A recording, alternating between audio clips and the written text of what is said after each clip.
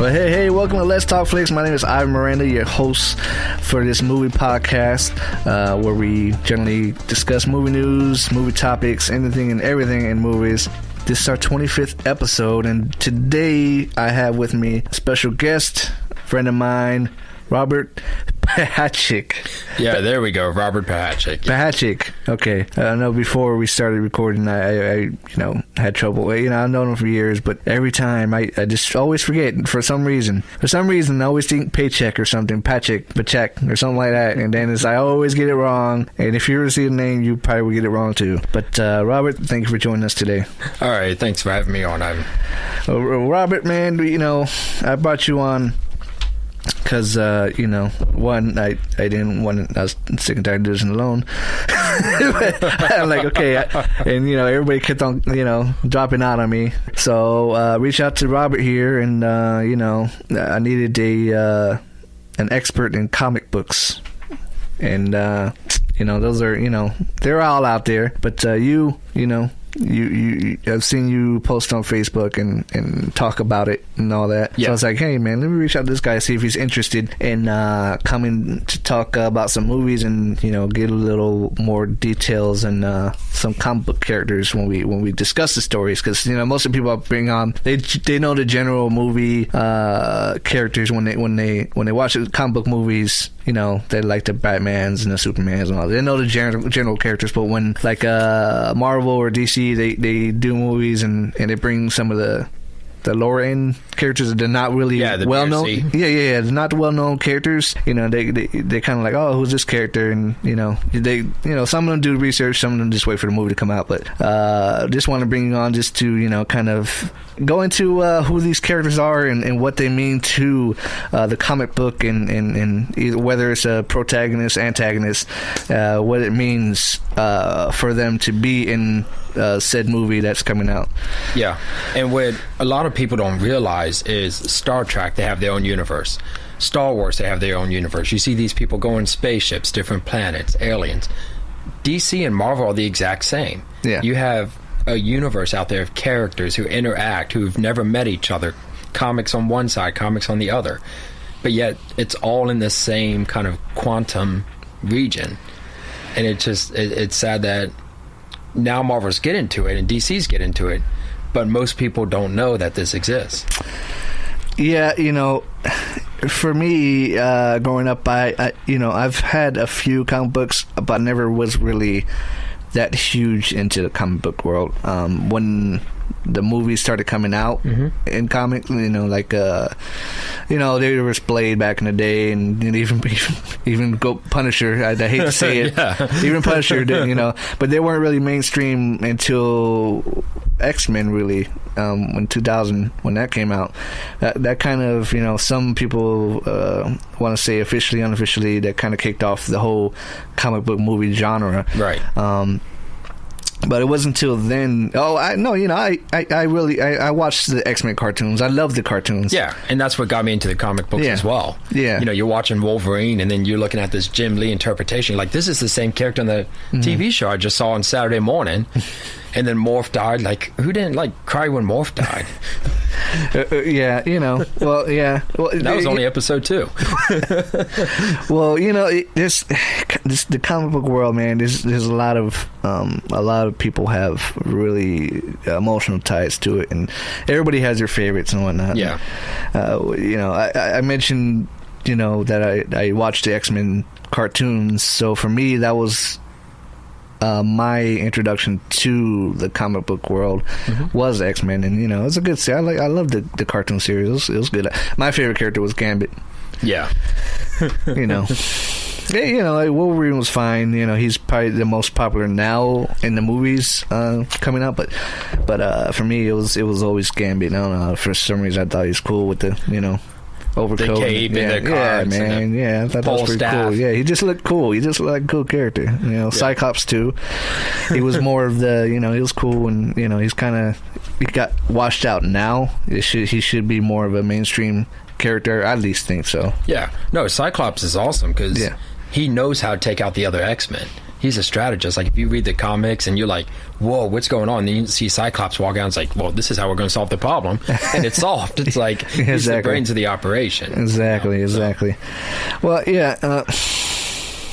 What was the comic book for you, man, that kind of got you loving comic books?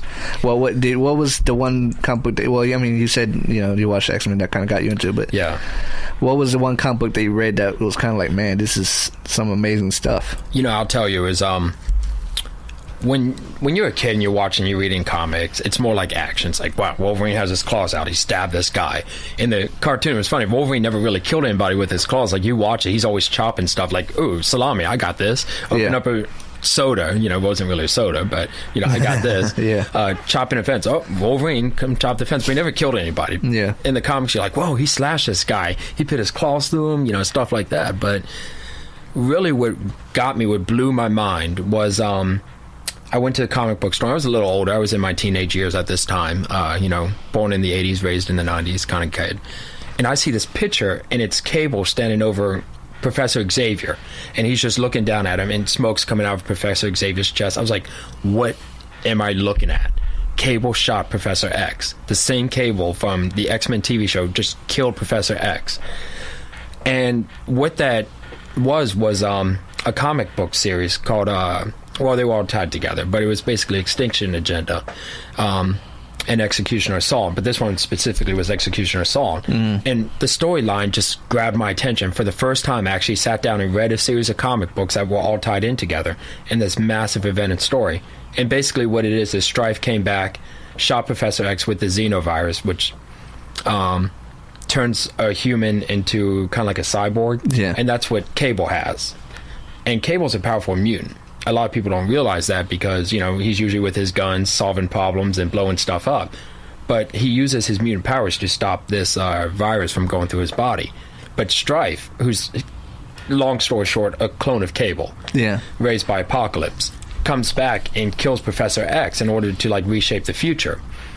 And so what happens is, in this massive story, you find out a whole bunch of stuff. That, number one, Strife and Cable are brothers. You also find out that Cyclops and Jean Grey are also the parents of Cable, which was, kind of really hinted at and batted around the bush, but at this point in time it becomes clear. But then also, this is one scene I love, where they're on the moon, they're going to go finally fight Strife, and everybody's going through these shields, and all of a sudden Havoc walks up, and he goes through the shield, but it's very hard for him to do it. And then they all kind of look at each other, it's like, wait, you're related to us too? And to me, that was so fascinating. It just blew my mind, because here you have Havoc, who at the time was the leader of the X Factor, Cable, the leader of the X Force, and then the X-Men. You're like, what? These people are related? Like, I had to set it down and walk back. And, I went and told my mom and my dad, and they're like, okay. Yeah, it was good. Yeah, sure. Yeah, sure. My mom's sitting there reading James Patterson, and I'm talking about comics. But to me, that's where I fell in love with Marvel. And, it's the 90s. It was a whole high octane, let's throw surprises at you. You have to surprise us and keep these stories going. It's not like today where you have, comic book series that are 30 or 40, issues long. And, the 90s were it's happening now. Yeah. It's action-packed. It's story-packed. So, to me, that's what got me into it, is finding out that all these major X-Men characters, the stories are so intertwined and so tied together that how could you not read it? Yeah. When people are like, oh, I don't read comic books, I don't like them. I'm like, what are you missing? Sorry we have pictures, but, you look at these characters and you find out that, Apocalypse is tied to Cable and Strife. Well, Apocalypse is also tied to Mr. Sinister. Mr. Sinister created Cable. Cable went back in time to kill Apocalypse, and in a way kind of made Apocalypse more powerful. And then now Apocalypse knows Cable exists, so he's going through all the time finding this guy, and then in turn creates Strife. I mean, it's crazy. So that long story short, that's what got me into it. Wow. Well, you invest so much time in those comics, and nowadays we're definitely at the height of comic book movies, where there's at least 5 comic book movies a year. Yeah. Who would have, even, when you're growing up as a kid, you would never imagine there would be at least, a handful of comic book movies coming out in 1 year. Right. I mean, like you said, in 2000 when X-Men came out. Yeah. I mean, I'm not sure about you, but as kids, we used to sit around and guess who was going to be in the X-Men movie. Mm-hmm. Like Arnold Schwarzenegger was going to be Colossus. Yeah, I know, right? Like Wolverine, we could never really guess. No. And I don't remember who I picked for Wolverine, but he wasn't like my character. No, well, he's supposed to be shorter, right? And Hugh Jackman is tall, Yeah, but I don't think people care about that anymore. No, not anymore. You're like, Wolverine's 5'3" in the comics. So like, oh, okay, well, that's cool. He has claws, right? He's like, yeah, he has claws. It's funny. At the time, they actually considered Bob Hoskins to play Wolverine. I did not know that. Yeah. Thank God they did not. I mean, I'm sure if they would have went the funny route, probably it probably would have worked. Now, maybe, I don't know. Still, but he can't be serious. I just think of when I was thinking of him, I think of Super Mario Brothers movie. That movie was a disaster. So, yeah, I can't picture that. I'm glad Hugh Jackman, because we can't picture anybody else as Wolverine right now, and he's literally about to do his last movie as a Wolverine. Yeah, it's crazy. How do you feel about the movies, the comic book movies now? Having read all those comics in the past, do you think they're? I mean, of course, not every comic book movie is going to be faithful to the source material because they got to make a movie within a 2-hour frame. So, how do you think about them? I think that we're going to reach a time of oversaturation. Mm-hmm. I think that the ratings are great, the stories are great, but we're going to start seeing this pattern coming up in the next few years, which is what I think is Marvel's genius plan, because they're building up towards Infinity. Mm-hmm. Infinity War, Infinity Event, with Thanos coming into the main scheme of things, the main villain. So then you have to say, well, what are you doing after that? And they're being very silent.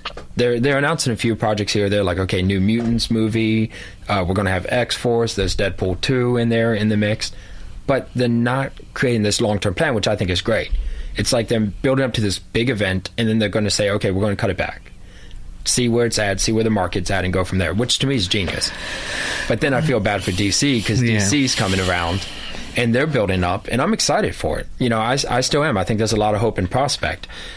But are they coming in too late in the game? I mean, time's going to tell, like Westerns. A lot of people feel they are, but, they might be coming in where Marvel, it doesn't seem or look like Marvel is fading at any point anytime soon, but right.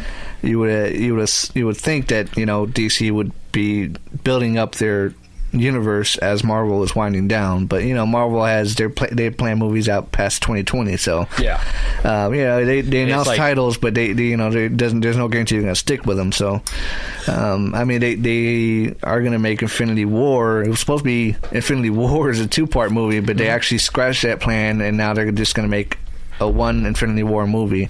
Yeah, and then the part 4 is gonna be a different title, which of course they haven't announced. They haven't saying it because they want to see how everything goes. Which I think is super cool, because look at The Hobbit.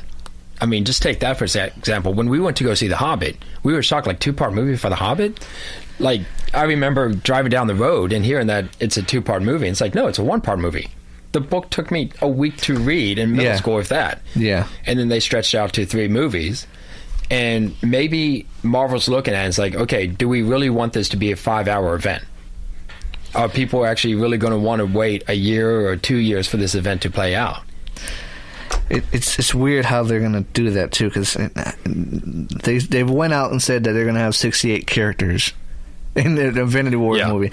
And then, of course, we got Thanos coming in, this big epic movie, climactic end of the trilogy. It's not really end, but still, how are you going to fit all that within, how long is this movie going to be made for? I mean, how long is it going to be? Right. It's weird. Yeah, and in the comics, and this is what I was thinking, because I had this discussion too, is the first thing you see is Thanos get the glove, hit it on with his stones, and there's a whole backstory to that as well. And he snaps his fingers, and with the snap of the finger, half the universe dies. So my question is, if they stay faithful to the comic books and have the 68 characters there, here's the 68, here's Hulk, here's Thor, here's everybody else. With the click of his fingers, they die, they vanish. They look around and they're like, where are these characters at?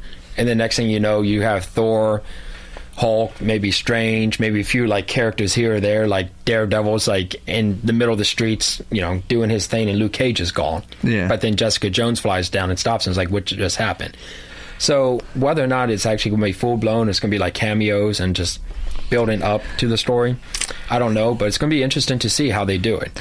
Yeah, because you know, to date now, I mean, the only thing we've seen was, you know, Thanos put his glove on with no stones. He still has collected all those stones, yeah, and he hasn't done it yet. Right. You know, and for them to just establish Infinity War for that one movie, how are you going to have Thanos collect all those stones in one movie and demonstrate the power of that glove, and then possibly be defeated in the movie? I mean, how are you going to, you know? Right. And I think we still have stones missing, too. Well, I mean, we have Doctor Strange, Guardians of the Galaxy, and Thor left. So there's 3 movies right there, and I believe 2 stones left. Yeah. So, I mean, I think maybe Guardians and Thor for sure will probably have the last. Thor will have the red one. Yeah, he'll have the last stone. Yeah. And maybe Doctor Strange, who knows? I mean, there's talks that he might have the soul gem. Soul gem's on Vision. Yeah, Vision, that's right. So, and he'll have the time gem probably. Yeah, time gem. That's one missing. Yeah. I would have to double check, but I'm yeah. Sure. Yeah.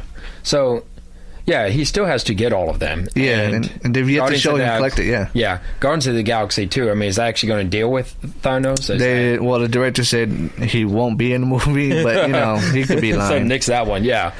I mean, who thought Ego was going to be in it? So. Yeah. Ego, yeah. Ego. Yeah, Kurt Russell, that's crazy. A living planet, but yet it's so cool. You know, it sounds cool. You're like, okay, sure, why not? Like, I would just love to see him, you know, just like fly by as the planet and then like morph. Yeah, you know, he's supposed to be Star-Lord's father too. I mean, I kind of think they should have saved that for the movie instead of, you know, not release the information before. Yeah, but at least with one benefit of doing that is you don't have to explain in the movie as much. You're like, hey, we released it publicly. If you don't listen, that's your fault. Yeah. But at the same side, too, it's like, well, who's Urgo? You know? Yeah. That's you know, I still think that's gonna, you know, it's weird, funny, strange, but, you know, hey, we got a talking raccoon and talking tree, too. So why not? A talking planet. Why not? Hey, Howard the Duck at the end as well. Yeah. Okay, so Doctor Strange coming up next. What do you seen the previews and all that? And how do you think about that I think it's great. Doctor Strange. Do you know anything about him? Not until, you know, they announced it, and then I kind of looked into a little bit. And so, Doctor Strange in a minute. Your Doctor Strange minute is coming up next. I know. Next, Doctor Strange minute. You'll learn everything you need to know about Doctor Strange within these last 60 seconds. Doctor Strange is one of those people who just he's a jerk. Yeah. I mean, he's one of those where when you read his comics and sit back, Jason Aaron's doing a wonderful run on him right now. Yeah. He really is a jerk. He's a doctor. He knows he's the best. He says he has hands of gold, and he loves his hands. He loves his practice, not for saving people whatsoever, but just to show that he's the boss. So he's driving down the road and he gets into this accident. I cannot remember off the top of my head, and you know, you always have retcons and reboots and stuff like that, whether it was his fault or whether or not it was just a general car accident. In the movie, it looks like he goes underwater, but his hands are destroyed. And this is his profession. It's his life. It's what he's known for. So instead of going out and trying to figure something else out or figure out his new way of life, he decides that he's going to go get his hands fixed. So he goes through these processes of surgeries and therapy and everything else, and he hears of this mystic who can heal everything, and he's going to find the answers what he's going for. So, of course, you know, you have the whole, I'm going to go out into the wilderness, you know, Carl Jung, psychology kind of stuff. And he does this whole Eight Folds Path Buddhism thing, and then all of a sudden he starts finding out that he has these, he's able to tap into these powers. But what I love about Marvel is like Spider-Man, been like a radioactive spider, and he's learning his abilities. The Hulk, gamma ray burst, he turns into this big monster. The X-Men, you're born with this gene. The Inhumans, kind of same thing, but not really. But with Doctor Strange, what they did was they made sure in like Tales of Suspense and Strange Tales and those kind of books that they gave this guy a journey, that he had to earn his way. And it's kind of funny because they're like, well, how do I learn this stuff? And he's like, well, you got to study. you got to do it the old-fashioned way, buddy. But he becomes a master of mystic arts. And he actually becomes so amazing. He becomes like the supreme magician of this magical arts, like the supreme guy in the universe. So when Doctor Strange gets involved, he nitpicks. He really has other stuff he has to worry about.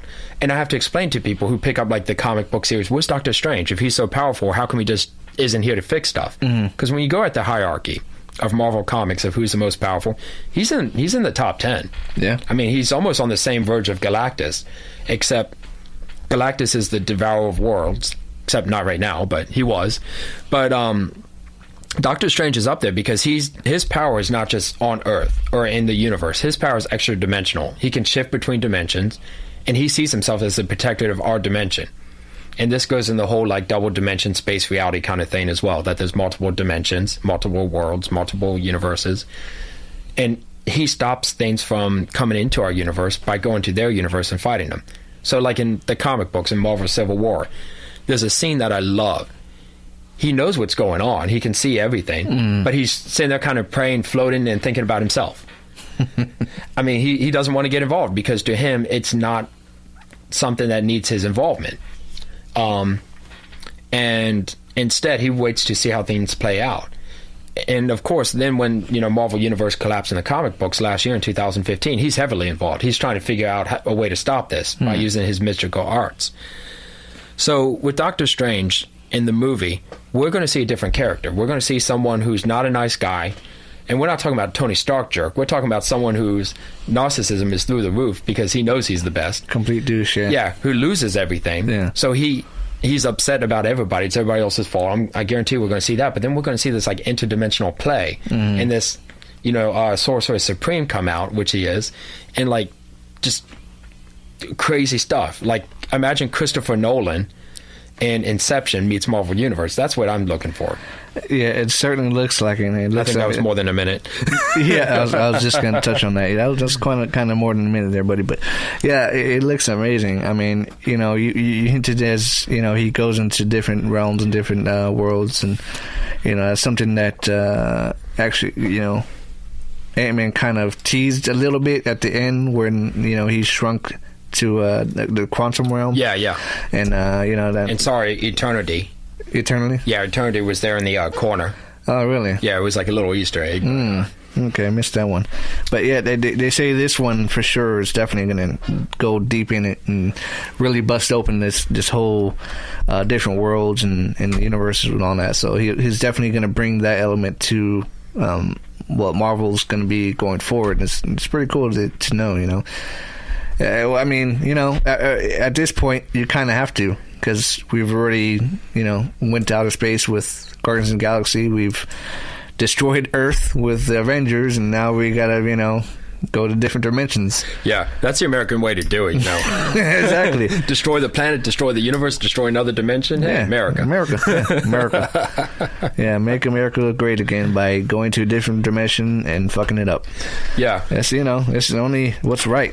It's, it's called for. But Doctor Strange can do it. Yeah. And he's the man you need to call on when you need a dimension messed up.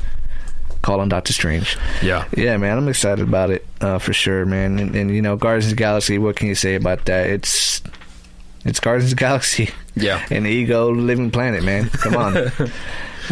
Hopefully it's not a cloud going through space. It's like, ooh, the destroyer works. Look at this cloud. Yeah. I'm waiting for an apology letter for that one. Oh my God, no. So yeah, and then Thor Ragnarok, man. Not many people are familiar with at least the general movie going community. Yeah, are familiar with Thor Ragnarok, the whole storyline. I mean, how's that little story arc? Right. I'm going to time myself for a minute this time. Okay, you can explain Thor Ragnarok in 60 seconds. All right. And Thor Ragnarok was created for Marvel Civil War, the comics. because the heroes are at it, stuff's getting destroyed. Thor is one of those characters that can wipe out everybody.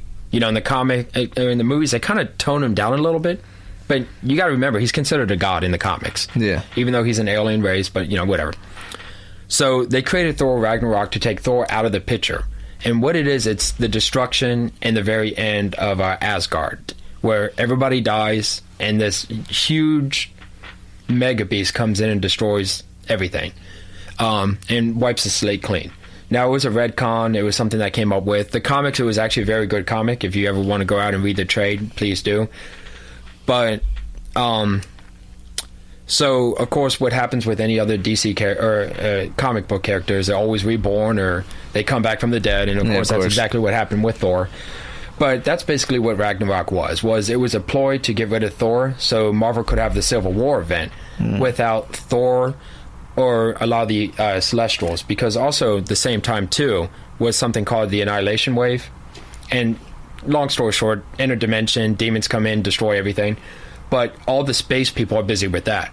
So what Marvel did was for the Civil War, they only wanted Captain America, people who are in this region, and Iron Man, people who are in this region as well, fighting each other to see who was more right with this whole political superhero registration. So that's what Thor Ragnarok basically was. I'm probably sure that's still over a minute, but you know, it's all good. We're not the podcast is not timed, so we're fine. You know, we're not begging to cut the time here. But yeah, so you know, a bunch of news came out for that movie. I don't know. Have you heard the all Jurassic Park guy? Sam Neill. Yeah, he's decent. But man, the cast, and then the fact that they're having, it's almost like what Goldblum's in there too. Goldblum, so that's playing the Grandmaster. Yeah. And the Grandmaster's an awesome guy, but he's someone who sits in the back and kind of it's like the expert of games. Yeah, and, you know, pits people against each other to see who would win, who's not. I mean, he's a powerful guy. He's been around forever, but. Even with me, I had to be honest. I had to go back and read his backstory like 2-3 times. I'm like, okay, he's not really done much, but what's he doing here? It's it's crazy that they're actually gonna weave in some elements from Planet Hulk in here. I mean, there's talks that they're gonna have, you know, literally this Coliseum type arena and have Hulk and either Thor fight each other or them team up to fight something else while the Grandmaster's there is just kind of like orchestrating the whole thing. Just hearing that, it's just like, wow. Yeah, it's interesting because in the comics, Thor's kicked off Earth. They sent him off because his destruction and stuff like. And there's a whole story behind that, and that's whole the Planet Hulk. And then he comes back to Earth, and there's World War Hulk, where he's all mad and it's like, hey, you know, I was in love, I had this place, and you ruined that too. So I have no clue how they're going to tie it all together in the course of what they say, like 2 hours and 20 minutes. Exactly. I mean, you know, I'm like, you're combining like two major comic book events. So and Hulk disappeared during Civil War, which of course happened as well. So so this movie definitely would, I mean, hopefully explain why Thor and Hulk were unreachable in the events of Civil War. Yeah. And then you have your girl Kate Blanchett as Hela. Yeah. Tell us about Hela, man. That's something I'm going to have to go back and double check on. But Hela is just one of those gods in the Marvel universe, as always, who, you know, plays the backstory. She has a little army. She has a little incentive to go after Thor. And it's really hard because I have no idea where they're going with this story. You have the Grandmaster, you have Hela, you have Thor, you have Planet Hulk going on at the same time. Everybody's stoked about the movie, but yet they're not really giving a good synopsis of and, you know, Loki's still running around too because he's in there. And Odin's supposed to come back as well because it's the destruction of Asgard. You know, how can you not have Odin there? And then the Ragnarok is... It's funny. No, I hate to cut you off, but it's funny that, you know, they showed some pictures of Anthony Hopkins, and he's dressed like a bum. And what some people are saying is Odin was cast off to Earth, and kind of his mind was kind of cleaned or warped. Yeah, where he, you know, just thinks he's a bum on Earth, and Thor and Loki both had to go down to Earth to get him to fight back at Asgard. Yeah, well, that's what supposedly that's what I at least heard. I'm not sure if that's going to be true or not, but yeah, and that's Odin's thing as well, because he is the Watcher. Like the two crows. Anytime you watch like Thor or any of the Marvel movies, there's always two crows, and that's Odin. And what's interesting is most people don't know this too, is Odin's eye works perfectly fine. The patch is actually this like magical patch or whatever. He's just like weird for design. Yeah, I mean, he like could flip it to the other eye. I actually was upset they didn't. I was like, come on, that would be funny, because that's something to talk about. Why is Odin blind in one eye, not blind in the other? I'm like, well, he's not really blind. It's supposed to be this all-seeing patch or whatever. But Odin does that, and of course, that goes back to the Greek and Norse mythology. It's like, the gods come down and dress like bums and like hide among the populace and like give birth to this child or that child. Like Thor, when he first appeared, was this like geeky guy with a stick in a cave who went to go explore rooms. Well, Odin got mad at Thor and sent him down to Earth and made him act like a human until he had to rediscover who he was. And all of a sudden he's like, oh wait, my stick's Mjolnir, and now here's my hammer. Oh wait, I'm Thor. Duh. And what's another strange fact is Thor, when he leaves his hammer for more than like a minute or two, goes back to the old man with his stick, really? Walking around. Yeah. But they haven't done that, and I haven't seen that iteration of Thor. Once again, retcons. They come through and they're like, well, that's kind of not relevant anymore. We don't want to explain that. Yeah, so that's like an idea that they had, and it's like, it didn't work, so let's not, bring it back anymore. Yeah, so, Thor Ragnarok, man, it's just... And then that one's at least a year away. It's crazy that, Well, I think what they did, too, is with the Dark World, which I liked. I liked. I'm a big fan. I didn't love it. Yeah, I would give it like a 6. Yeah. It was one of the weaker ones, but I think they released so much, and they're like, "Here's everything you need to know that's going to happen with this movie." And then there was really no surprise. Of course, Thor has to win against the Dark Elves. Of course, stuff's going to get destroyed. Poor Natalie Portman. We didn't see her in that movie. I think she's done with Marvel films now. Yeah, she's done. But it's like, when you saw that, you knew it was going to happen. And I think that was one disappointment. I thought it was cool how they, did the whole red gem thing. But I think with this one, they're purposely keeping a lid on it. But, like I said, the Ragnarok from the comic books is this huge, giant, fiery monster. But last time we saw a human take on a fiery monster, it was like, what, Attack of the Titans or 2 or something like that? Yeah, it looked ridiculous. Yeah, exactly. Well, so, I'm sure they'd find a way. Yeah. I mean... we mentioned Hela, and they have a picture on there where a concept art of Hela, and she has a bunch of ships, floating ships and stuff, and it looks pretty cool. So yeah, maybe she's the Ragnarok, maybe she's the destruction of Asgard, but she's a character that I got to look more deeply into. Yeah. Well, I mean, definitely look forward to it. I mean, Thor, for me, when Marvel started building their cinematic universe, at the very beginning, that was my favorite. The first Thor was my favorite of the Marvel movies. Oh, yeah. And still, it held the spot for a while until... Captain America, Winter Soldier. Yeah. That just blew me away, because I did not, and like I say, I hated Captain America, the first Avenger, but I didn't like it as much. I wasn't thrilled about it. But going in to watch the Winter Soldier, I had all my expectations down. I went to watch it at Britain 8, the little rundown theater, right? On a Wednesday or something at 2 something in the afternoon. So I was like, sure, I got time. Let's go watch it. Why not? And then watch it. It sucked me in, man. It was a hell of a movie, and I think that easily made it to at least the top 3 movies for me. Yeah, and Captain America. As a kid, the Avengers were not big. No one read the Avengers. It's like, you read the Avengers? What's wrong with you? You're reading X-Men. That's what the 90s were about. And then the X-Men, kind of went sideways. And now the Avengers are big again. Yeah. And I've never read a Captain America comic. I've read Avenger comics, like if there was a big storyline. I've read X-Men comics with Cap. But I've never read it. But then when Winter Soldier came out, I was like, okay, guy with a metal arm. Okay, well, looks pretty cool. Sure, whatever. But then as... I was like looking at the reviews. I was like, okay, let me go back research. Okay, let me go back get Civil War. Let me go back and get some of this other stuff. And then I read those comics, and I'm like, okay, so I kind of knew where it was going in there. But when I sat down and watched it, I was blown away. Like the whole Secret Squirrel thing, S.H.I.E.L.D. was really infiltrated by Hydra. It's like there's so many plot twists, and it shows that you can have a complex storyline, an action movie, surprise suspense, and everything wrapped up nice and neatly at the end, and you're still sitting there like, what just happened? What happened to traditional, like, here's a bad guy, go beat him up, and a storyline, guy gets chick.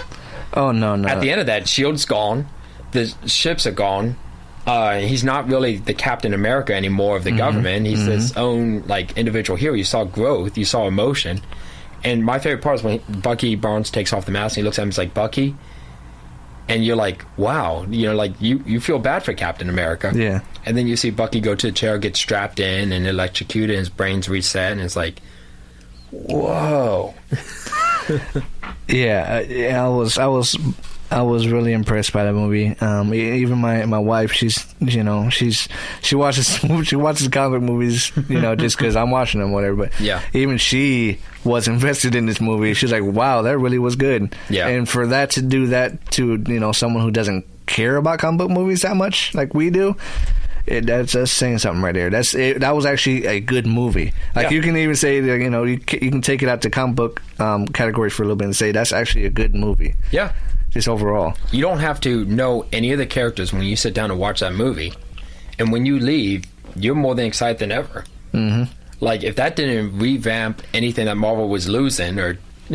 yeah, they really struck... They struck gold on that one. I mean, you can say Iron Man kicked off the whole thing for them, you know, what they're doing now, but, you know, the Winter Soldier took it to another level. Right. It really put some... It put the story into the Marvel Cinematic Universe, you know? Yeah. It just really brought that whole element to it. It was something else. And then leading into Civil War now, what did you think of Civil War? I thought it was great. Yeah? It wasn't as good as Winter Soldier, but I think one thing that would have made it better is if War Machine died. Yeah, and you know... My thing, though, is... Yeah. Of course, I love War Machine. He's always been one of my favorites. Just because, I mean, the suit with the, like, little gun on the shoulder from Predator. But, yeah, similarly, yeah. To me, no one really lost anything in that movie. Tony and Captain America is never the same, and Captain America walked off. He's like, you know, I'm done with this. I'm done with being, you know, someone's puppet. Zemo, awesome villain. My God, when I heard they cast Zemo, I'm like, Zemo? He's not even on the top 5 Captain America villains on my list. Yeah. And then when I went back and I saw the movie, I'm like, okay, no purple mask. You know, you could have done that. You know, something purple, maybe a purple suit, maybe something cool. But when I was looking at it, I'm like, the perfect guy, perfect acting, perfect movie, perfect script, everything. The only thing, though, is I felt that more could have been lost. Like, War Machine's still going to come back. He's going to be okay. And it was more like an emotional... ending, an emotional, like, now, if I haven't hated you before, I really hate you now. Yeah. And, you know, I like some of the scenes where Robert Downey Jr. is like, you just see his facial expression, he goes, I was your friend too. Yeah, you know, I think the reason they didn't kill off War Machine is because they needed Tony to go with Captain America to Russia, to where they had the other Winter Soldiers. What did they call? It was the other test subjects. Yeah, they needed him to go out there to have the main, you know, the whole reason why Zemo was there, and for him to see that video of Winter Soldier killing his parents, and to have that emotion in him to want to, you know, kill Bucky, and, you know, kind of Captain being in the middle of it, the whole thing. I guess that's why, you know, because, you know, I don't know. Who's to say? Because even if War Machine died, he still probably would have went after Captain America and Winter Soldier just to, you know, avenge his, you know, friend's death, and just seeing that at the top of that would just floor him. He probably would have killed them both. Right. But, you know, it's not good for business to kill Captain America, which, you know, in the comics he dies in Civil War, right? Yeah, but he's brought back. And I mean, it was right after Civil War too. Crossbones was involved, and so was Red Skull's daughter, and it was funny. I read that, and I'm like, Captain America's dead. And I'm like, wait a second. Give him 8 months, he'll be back. And it was like 6 months later, 7 months later, whatever. But, you know, he came back, and it's just like one of those things that you never really die, except for, like, Uncle Ben for Spider-Man, Superman, and stuff like that. You know, same stuff as always. Same 3 people always remain dead. Yeah. Yeah. That's true. You know. in the comic books, you can't really rely you on can't kill people. your moneymaker. No. You know, just like Batman vs Superman. Superman is not dead, and that was just. I think that was just a waste. They should never kill Superman in Batman vs Superman. No, that whole story arc should have been saved for at least Superman 2 or 3. You know, and I was thinking about that. What if, like, Superman used all of his power to destroy Doomsday, and then he fell, and then he, like, looked at himself and he's bleeding, and then he realized he wasn't all powerful. Like, I thought that would have been a better ending than be like, oh, okay, Superman's dead. And at the end, when you saw the dirt rise, I'm like, yeah, you know what's gonna happen. I mean, you know, the director already said they did that because they needed Bruce Wayne to gather up everybody else for the Justice League. Because to have Superman do it, it'd be like a no-brainer. Hey, come fight with me. Sure, you're Superman. Why not? But for Bruce Wayne to do it, it's more of a challenge because he's, you know, these are gods, you know, like Aquaman and all these other characters, and you know, this is just a normal guy in a suit. You know, it just makes it better story. I guess that's why they did it. yeah. But we all know Superman's coming back at the end of the day. Justice League for sure. Yeah, and I think they released him with the black suit. Yeah, you know, they're doing Hush, but not Hush. You know, they're not showing you too much, but they're showing you a little bit. So, but everybody knows. Zack Snyder resigning. I love to see that. Zack Snyder has officially resigned. Yeah, you know, that's tough. That's a tough one. You know, I didn't mind Man of Steel though. Personally, No, Man of Steel I liked. Watchmen I liked. 300 I liked. Yeah, but it's like, why does every movie have to have that dark, grimy look? And I know DC doesn't want to do Marvel, but what is selling right now? Well, you know, you don't have to be Marvel, but you can imitate the style to some extent. Yeah, you're not going to make Marvel money doing what you're doing. So if you want to make Marvel money, you better sure play Marvel's game. And you know, you have different characters. You know, some are similar, some are not. But still, you know, follow the formula. You know, it's been working, so why not? But the whole Zack Snyder thing, I don't know. A lot of people are petitioning for it. I don't know. I like the guy. I like his movies aren't terrible. Mm-hmm. You know, they're just he's you know, he's more of a visual director. His storytelling isn't the strongest. So that's the only thing that's his flaw. But seeing the Justice League footage, you caught that. Seeing that at least gives you some kind of hope. Yeah, and I'm rooting for the Flash, Barry Allen. You know, that like one scene when he's in there and he's like, you know, flipping out and he's just like, I have no friends. Like, I was like, you know, he's going to be the comedy act that this film needs. Mm-hmm. You know, Aquaman, even in the comic books, Aquaman's the pretty serious guy, and you know, usually doesn't have a lot of, in my opinion, not as much personality as some of the other cats do. And then you have you know, Wonder Woman in there, Cyborg. I really didn't like how he looked in that early teaser trailer, you know, especially standing there and he looks at Bruce Wayne and Batman, and I'm just like, he looks a little too CGI'd for me. Yeah. Just that, like, one part, you know, I hope they go back and fix that and edit that out, because, you know, Cyborg's one of those guys that's just an awesome man. You know, so I'm not quite sure, but I love the Barry Allen scene. And then that one part where Wonder Woman and Batman are kind of sitting there, and he's like, a little bit of this, a little bit of that, and she's like, well, he said no. Yeah. He's like, well, yeah, he said no. I'm like, Wonder Woman's a little bit more dramatic than kind of being like the little jokesy person, you know, but I have no idea where they're going with it yet, and I can't really make a judgment on just that preview. Well, the CEO of DC came out recently and said that, you know, he's promising a lighter mood for these DC movies going forward. So, I mean, it definitely looked lighter. It looked a lot, you know, it looks like it's bringing the fun element that was missing from, you know, at least the past 3 DC movies.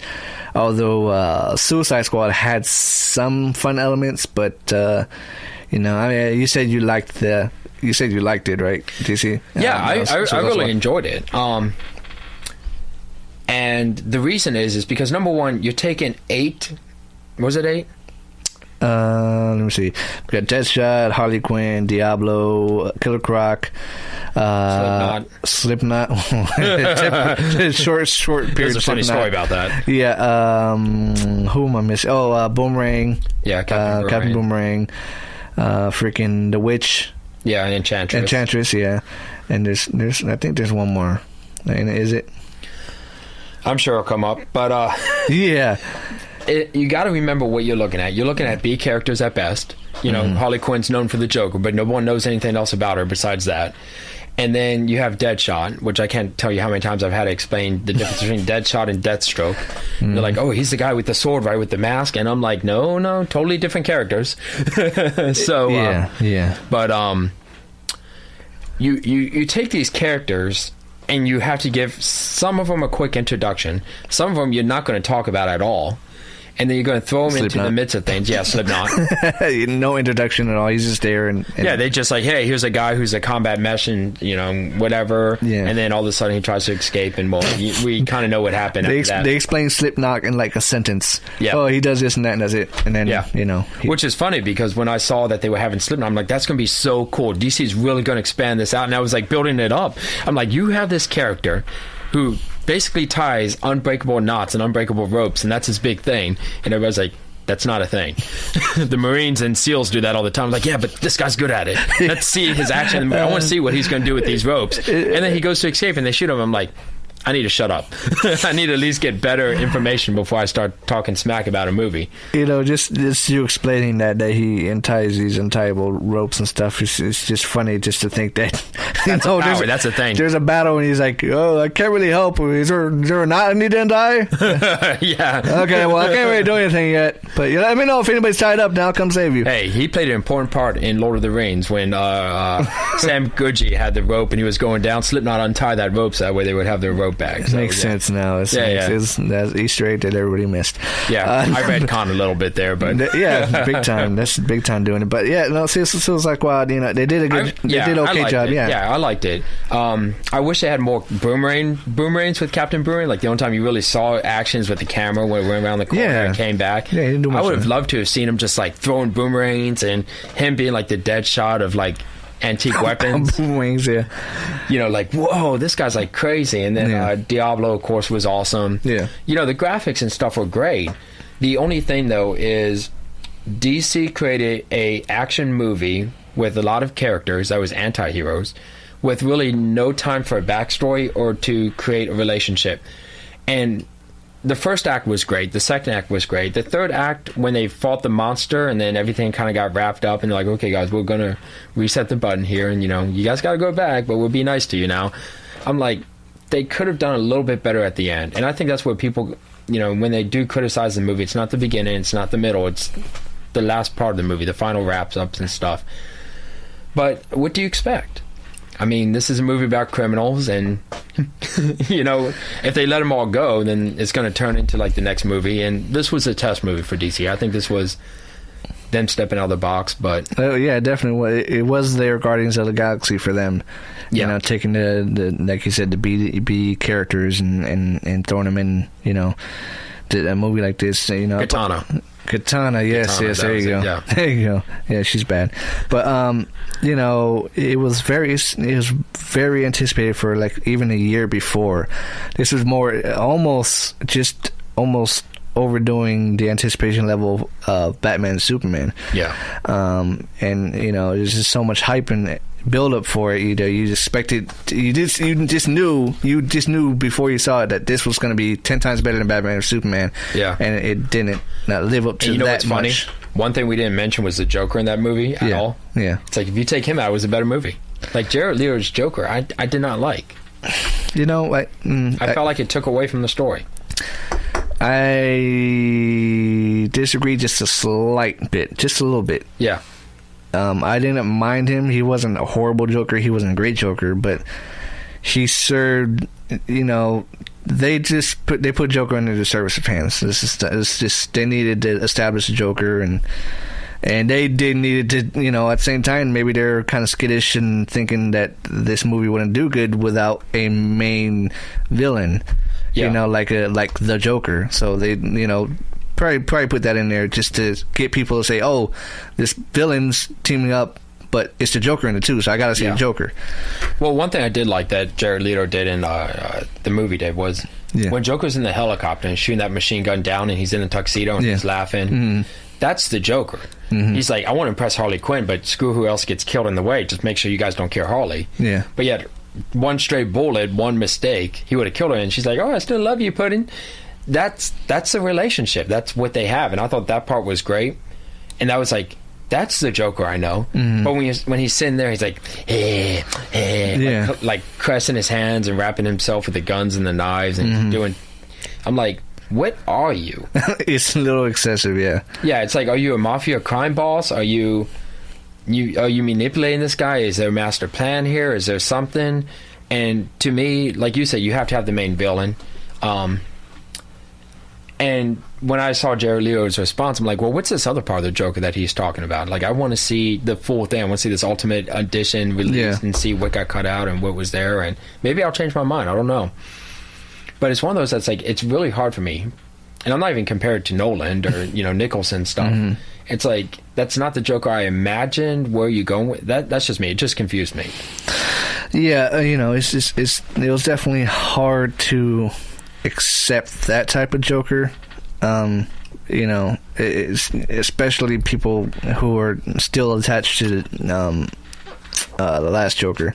Yeah, Heath Ledger. Heath Ledger. Yeah, I just got a brain fart.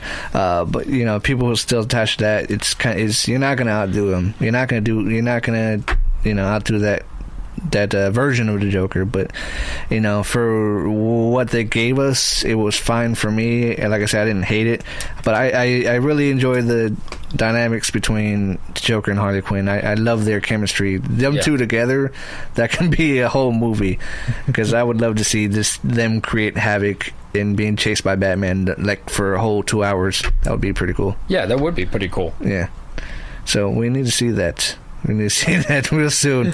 But I mentioned before on last couple podcasts ago that for me the problem of Suicide Squad was the villain, the Enchantress.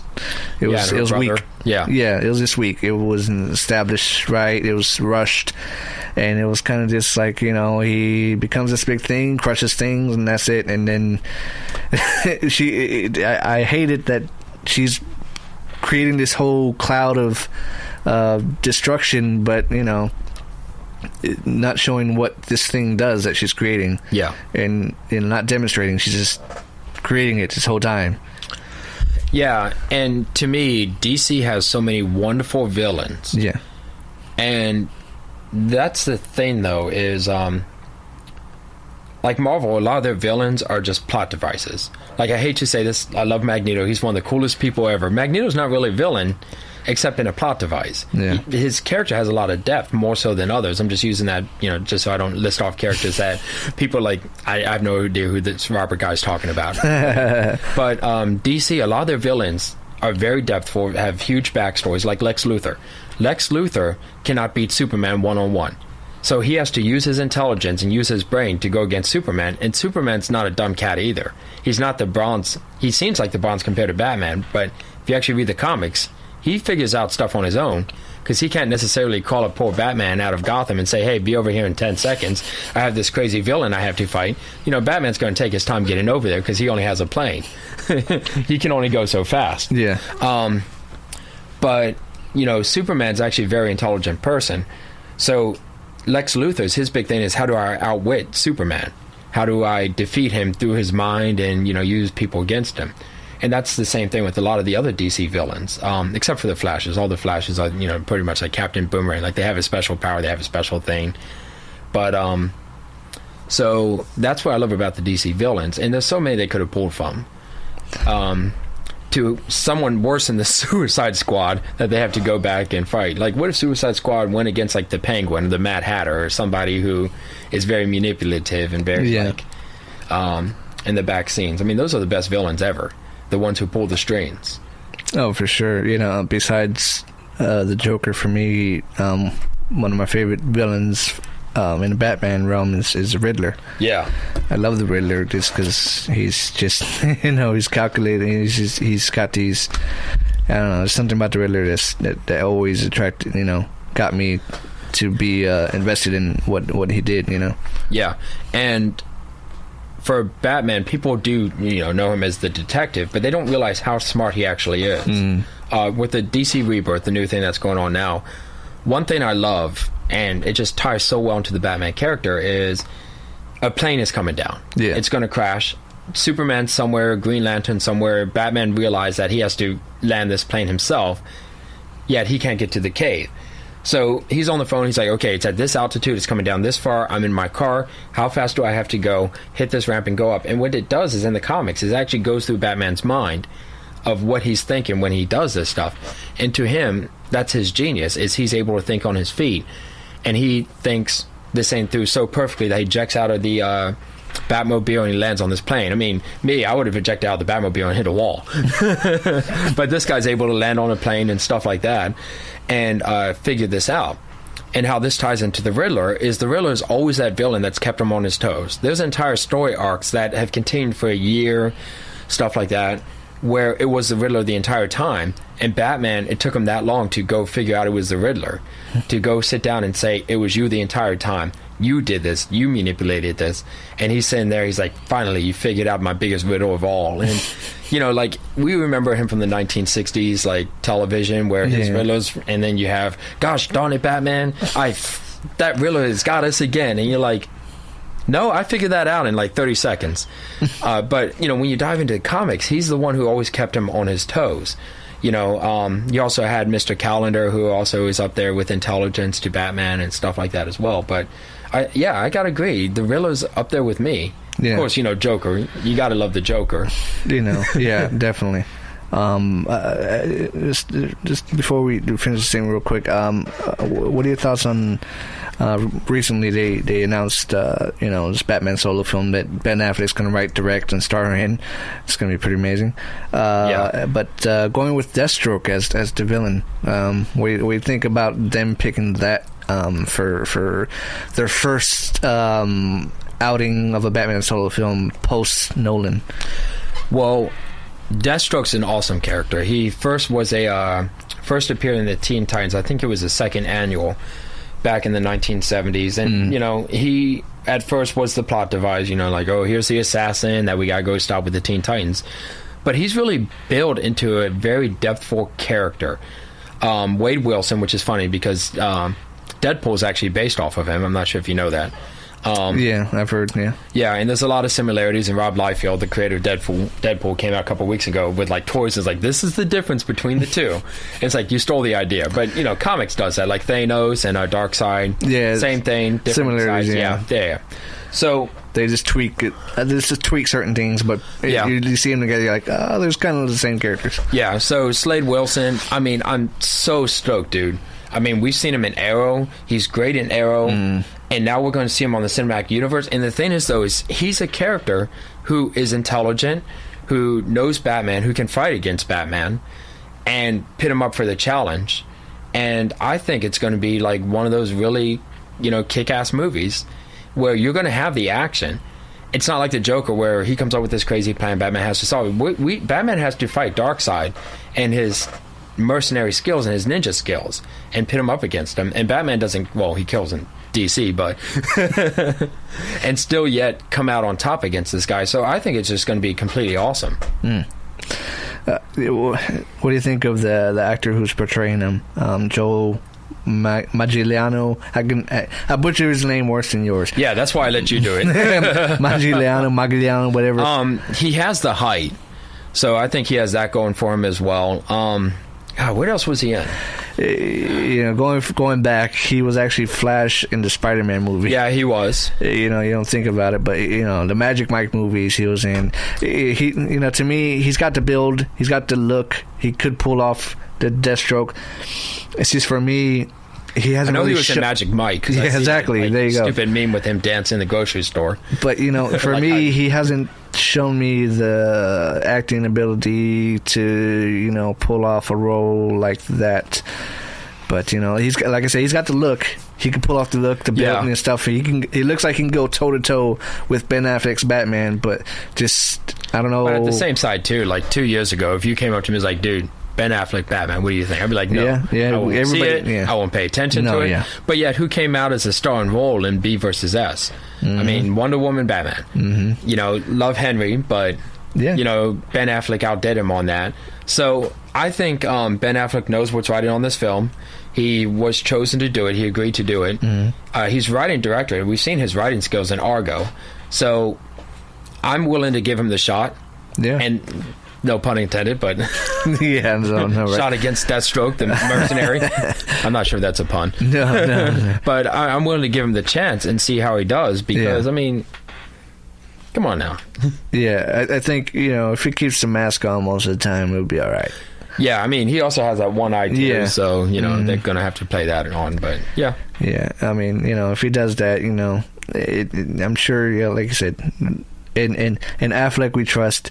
A couple years back, I wouldn't be saying that. I'd kick my own ass for saying that because I was one of the Affleck haters when they first announced I was. Everybody in the world. I told someone, I was like, I'm not watching Batman versus Superman. They're like, you are too. Superman's in it. I'm like, okay, but I'm not paying attention to Affleck. Like, yeah, you know, the news comes out, and I don't know. I just felt sad. I don't know why, but I felt sad. I was like, like it's that like look all this hope. It's like, Dad, the sad teddy bear. You're like, Affleck is Batman, but he fucked up Daredevil. Yeah, or you know, like that one. You know, Daredevil's like the best role ever. Yeah, you know, well, it could have been. You know, I didn't have a problem with Ben Affleck's Daredevil that much. Of course, there's some bad parts about it, but he didn't bother me as Daredevil. You know, at least for me. Yeah. Well, if you watch the Ultimate Edition of Daredevil, it's a lot better. Yeah, it really is. You know, it looks like the studio exec sat there and like, cut this in half. The Ultimate Edition I own, and I will say that it's about a 6 out of 10, a 7 out of 10. Was the theatrical version maybe a 5 out of 10? Yeah. So, you know, Ultimate's a lot better for that one. But, you know, to me, I'm talking about the theatrical. I'm talking about some of the other stuff he did. I mean, Good Will Hunting. You know, when you watch some of his older films, you don't turn around and be like, that's Bruce Wayne and Batman. Yeah, it was rough, man. Like I said, I think I slipped into a deep depression for a little bit. And I at first there was doubt.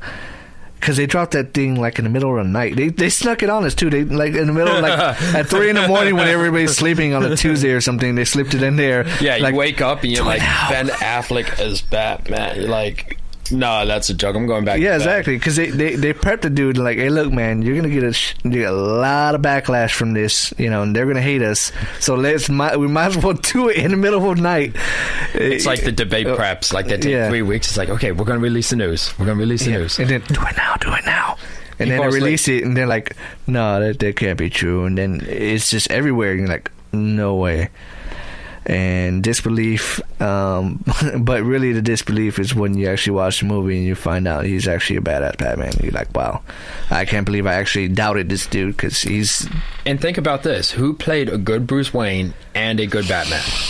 Val Kilmer was great Bruce Wayne, bad Batman. George Clooney, bad about everything. Michael Keaton. George Clooney wasn't a bad Bruce Wayne because he's got that Playboy, you know, everybody loves George Clooney. You can see that, I guess, as Bruce Wayne, kind of, sort of. But Batman, no. Batman, no. Especially the whole sense of humor. Like, you don't like this, go to Metropolis. No, I got my Batman. Bat card. Never leave the cave without it. Batman has one sense of humor. None. Yeah, exactly. Bruce Wayne has sense of humor. Batman, no. Yeah, Val Kilmer, I didn't mind Val Kilmer.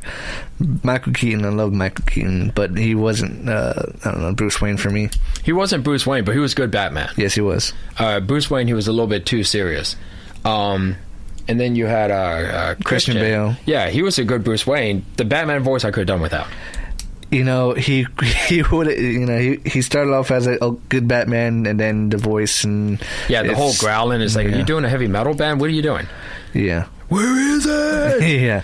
I'm like, okay, calm down. But it's fine. Everybody makes fun of it, and it's good making fun of. But but you can't touch Nolan. I mean, yeah. But you know, Affleck might be going somewhere with that. I mean, he did play both roles very well. Yeah, and did you see the new tactical suit as well?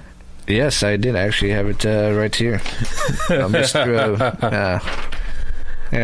Yeah, that looks awesome because when I saw the all gray suit, I was amazed, but then when you look at it on screen, it looks like it's hard to move, like it's clunky. Yeah. That scene with a full shot of him talking to Deadshot in the alley, I'm like, if you two fought right now, just looking at who would win, I put my money on Deadshot, not you, because you don't really look like you can move very well in that. Yeah, you know, and you know, Ben Affleck, he's ripped, man, but there's something about him. He just looks like a chubby Batman for some reason. I don't know why. No, he's not fat. It's just he's ripped, but he's just compared to everybody who's had. They've been slim. You know, even Christian Bale, he's muscular, but he's got the slim build. And I think what it is he is playing an older Batman. Yeah, and you know, when you look at your muscular uncle, you're not like, wow, he's skinny and muscular. Yeah, no. You know, it's always the bigger guy. Not lean, that's what it is. It's not lean. But yeah, you're right. He does look like a chubby Batman. It's like almost like one of those little emoji toys or whatever they call those. He's like a Funko Pop. Yeah. He's a Funko Batman. You know, that's what it is. It's crazy. You know, but you know, hey, I love what he's doing. He can't do no wrong. And hey, as far as we can make movies of him as Batman and Bruce Wayne, let's do it. I'm for it. You know, let's get a trilogy out of him. Hopefully, yeah. Cross our fingers that he'll stick around for that long because he's Ben Affleck. You know, yeah. Hopefully they lock him in for at least a trilogy of Batman solo movies because that'd be pretty cool to see him and his Batman interact with, you know, the new versions of villains that we all love. But yeah, man, this was fun. I appreciate you coming on and everything, and talking comic book movies with us, and just movies in general. Not movies in general, just comic book movies. Like out next time. Yeah, exactly. Like I told you before we started this show, I print out a bunch of stories and stuff, and we didn't even touch one. The only one I touched was to show you the picture of the tactical that you already we mentioned know about. Sinister. I mean, I have my notes on Sinister. Oh my here. God! I Yes, we were going to spend like 30 minutes. The reason I brought pretty much the reason I brought you in was to explain who Mr. Sinister was, but you know, maybe episode 26. Yeah, exactly. when we get a Wolverine 3 trailer and all that, and see that footage and everything, maybe I'll bring you in then to if they even showed Mr. Sinister and the Wolverine. I don't even think they announced who's playing Sinister. No, they haven't. They have not, and they've already finished filming, so he had to be in there somewhere. Yeah, but I can tell you right now that in the comics, Sinister experiments on mutants, and based on his research, that's how they founded the Weapon X program. So if they're still going back and like in Apocalypse, where you kind of saw him there, you know, running through the end and stuff like that, if it's someone who's like, I help create you. You know, I mean, even with like the red dot in the forehead and stuff like that, just like coming through the screen. I mean, he said he's in the movie. It could be anything. It could be at the end credit scenes. It could be whatever. I don't think he's going to be the main antagonist. Yeah, well, he probably will be the. He's going to pull strings. That's what Sinister does. Yeah, if you what you would just describe, he probably will come at the end as, you know, I'm the main puppet master who orchestrated, and it makes sense. Yeah. Being Wolverine's last movie, that you would, you know, him finally meet his true creator.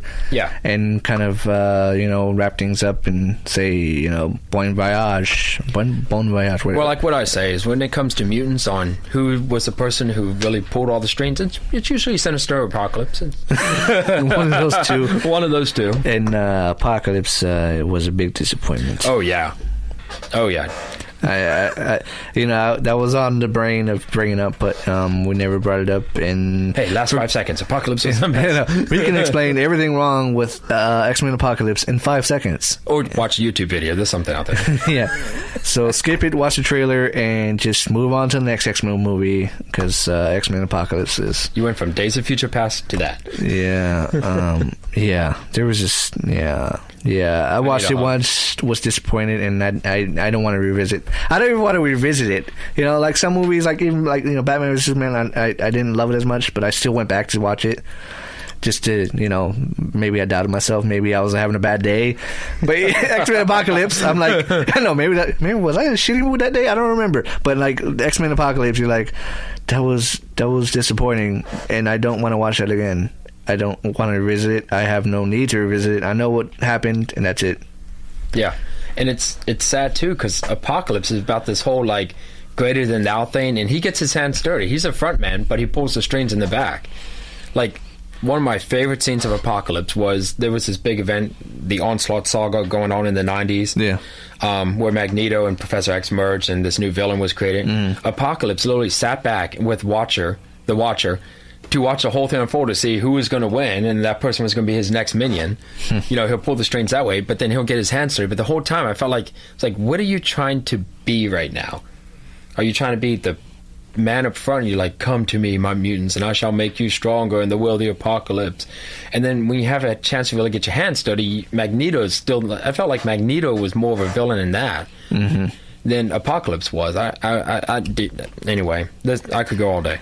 Yeah, we could probably spend a whole episode of everything that was wrong with X-Men Apocalypse. Right. The only thing that I thought was somewhat redeemable was the Quicksilver scene, which is, you know, didn't live up to the Days of Future Past scene because we didn't expect it. We were, you know, it blew us off, you know. But I still like the Quicksilver scene. You know, yeah. It was something worth watching. Like, I would go back and skip forward just to watch that scene again. I guess it's kind of cool, I guess.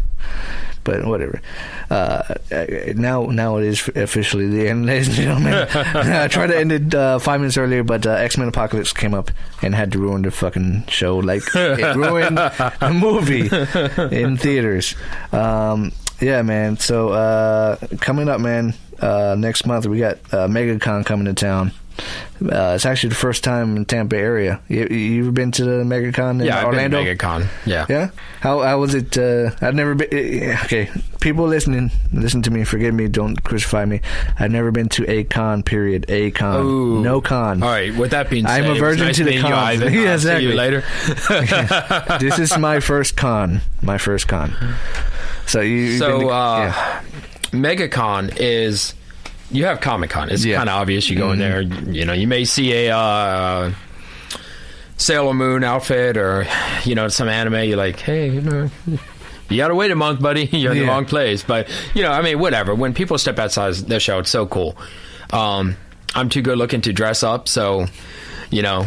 Of course. Yeah. Of course. So, but anyway, MegaCon is everything. You have, like, the Star Trek geeks. You have the comic book geeks. I'm both. Yeah. You have the Star Wars geeks. You have everybody who just gets together, and that's why it's called, like, the MegaCon. It's supposed to be everything. I think this time they, like you said, they had Shatner come in. Yeah, it's more of a pulp culture con. Yeah. Type thing. But yeah, man, it's coming Tampa area for the first time, and it's fitting. They almost picked the perfect weekend to do it. October 28th to the 30th, Halloween weekend. Yeah. Come on. People are going to get dressed up anyways, so you might as well go to a con and have fun there too. And it's fun too because like no matter like how cheesy your outfit is or how much money you put in, it's just like one of those cultures where people respect for each other. It's like going to a heavy metal concert. You're like, whoa, look at that dude with like all the tattoos, and then look at me like with nothing in a pool t-shirt. It's like it's just one of those where you have something in common that unites you, and it's like so cool. And even then, it's like good to go see people dressed up. You know, people love their pictures taken. People, yeah, exactly. People sometimes just go just for the cosplay. Yeah, just to see who's outdone what, who's went all out, and respect the artists as well. You know, they put time in their outfits and stuff like that. Yeah, hands to yourself. High five, people. Maybe good job. Yeah, well, like I said, October 28th through the 30th at the Tampa Convention Center. This year, their celebrity, our first year actually, but their celebrity guests include David Tennant from Doctor Who and Jessica Jones, Billy Piper from Doctor Who. I'm not a big Doctor Who fan, so I don't know, but I know a lot of Doctor Who fans in the Tampa area, and that is not my expertise. No. William Shatner, Star Trek, alumni, Carl Urban from Star Trek, the new movies, of course, and they got a bunch of other guests coming as well. It looks like it's going to be a pretty good thing. I guess they usually have it in Orlando, MegaCon, and they draw about 100,000 people over there in the Orange County Convention Center, but they're expecting at least over 30,000 at this con for the first Tampa Bay one. And being Halloween weekend, you've got to think those numbers are going to go a lot. Yeah, and higher. ticket prices are fairly reasonable too. Like when you go to these things like that, it's usually like $20-$30. Yeah, it says it's starting at $25, and they have like 3-day passes as well. So I mean, you know, if you guys are in the Tampa Bay area or in the area of Tampa Bay or Florida, just want to ride up and have some fun for Halloween weekend. Yeah, and you can go to MegaConTampaBay.com because you know we actually got media passes, so we're going to be out there too. We're not, you know, it's not a special thing where we're going to get backstage or anything or any type of special, you know, special privileges. We're probably going to be like everybody else walking the floor and stuff, but it's going to be cool that we're going to be covering, you know, we're going to be out there on the floor taking a bunch of pictures and hopefully pulling people to the side, interviewing. I don't know. We'll see what happens. First con, so popping the cherry for the con. I'm excited. Well, good luck. Yeah, I know. I know. So I'm not saying I'm going to be at all 3 days, but either way, look out for us out there. We'll be tweeting and whatnot and everything. All social. Speaking of socially, you can find us on Facebook, Twitter, and Instagram at Let's Talk Flix.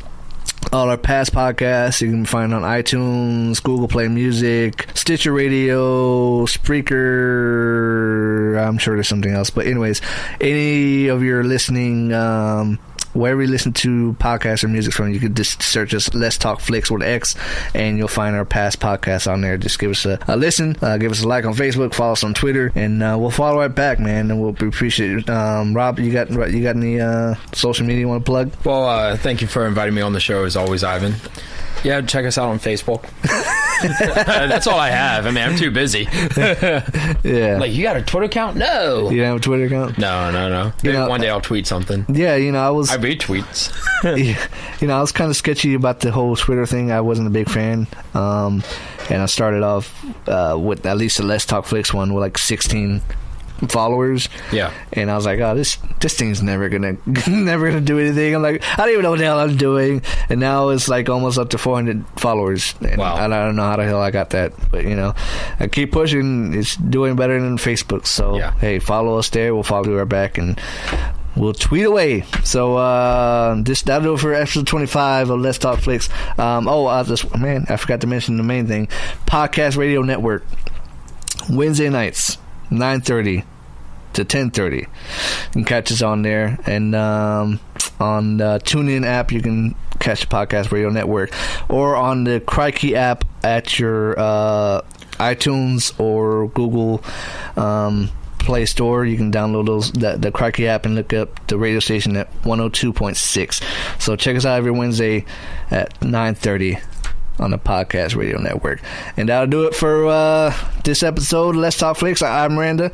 I'm joined by Robert Patrick. There you go. I wrote it down. Patrick. There you go. Robert Patrick. I appreciate you coming, man. And until next time, we appreciate you guys. Like, listen, follow, and we'll see you next time. Peace.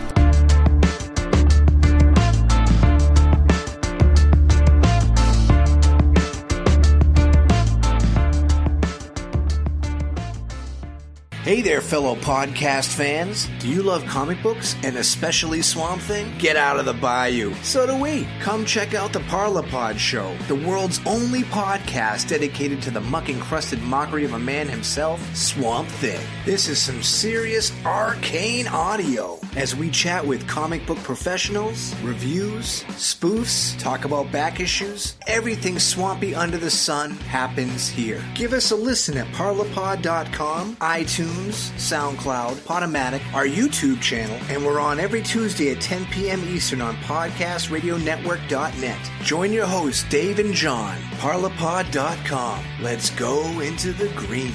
We'll see you in the swamps.